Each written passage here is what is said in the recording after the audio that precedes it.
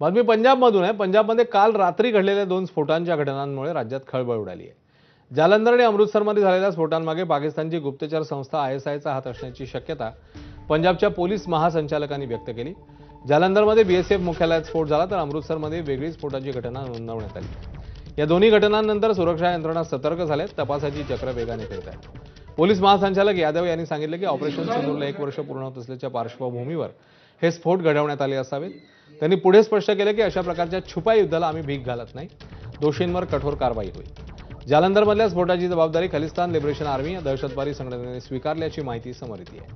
या पार्श्वभूमीवर राज्यातील संवेदनशील भागात सुरक्षा वाढवण्यात आली आहे। नागरिकांनी सतर्क राहावं असं आवाहनही करण्यात आलं।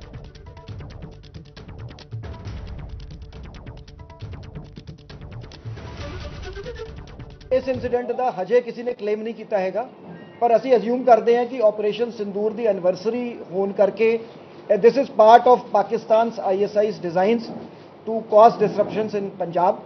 ते पंजाब एक प्रॉक्सी वॉर लड़ रहा हैगा देश के बिहाफ ते अगेंस्ट पाकिस्तान।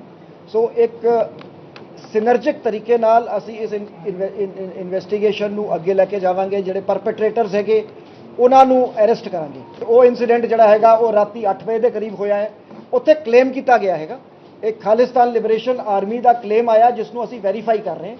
इस इंसीडेंट का हजे किसी क्लेम नहीं आया। पंजाबमध्ये अलीकडेच घडलेल्या स्फोटांच्या पार्श्वभूमीवर राजकारण तापलंय। मुख्यमंत्री भगवंत मान यांनी भाजपवर गंभीर आरोप केले आहेत। पंजाबमधले छोटे मोठे स्फोट भाजपच्या निवडणूक तयारीचा भाग आहे। अशा घटनांद्वारे भीतीचं वातावरण निर्माण करून भाजप मतं मिळवण्याचा प्रयत्न करते असं मान यांचं म्हणणं आहे। तर निवडणुका जवळ आल्या की दंगली घडवणं ही भाजपची स्टाईल आहे असा आरोपही त्यांनी केला। त्यांच्या वक्तव्यामुळे राजकीय वर्तुळात मोठी चर्चा सुरू झाली। या आरोपांवर भाजपकडून अद्याप अधिकृत प्रतिक्रिया आलेली नाही। राज्यातल्या स्फोटांच्या घटनांचा तपास सुरू आहे आणि सुरक्षा यंत्रणा परिस्थितीवर बारकाईने लक्ष ठेवते।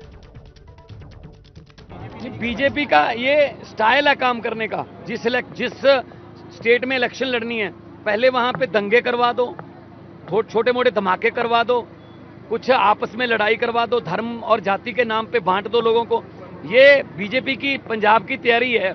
इसका मतलब ये है तो आने वाले दिनों में बीजेपी ऐसी हरकतों से बाज आएगी तो पंजाब शांतिपूर्वक सूबा है। पंजाब जो है वो देश के लिए हमेशा खड़ा है। जब भी देश संकट में होता है, चाहे अनाज का संकट हो, चाहे किसी दुश्मन की गोली का संकट हो, पंजाब अपने सीने पर लेता है। तर अमृतसर आणि जालंधरमध्ये झालेल्या स्फोटांवर नॅशनल कॉन्फरन्सचे अध्यक्ष फारूक अब्दुल्लानी प्रतिक्रिया दिली। हिंदुस्तान में ब्लास्ट होते रहते हैं, कौन सी नई बात है? घबराइए मत।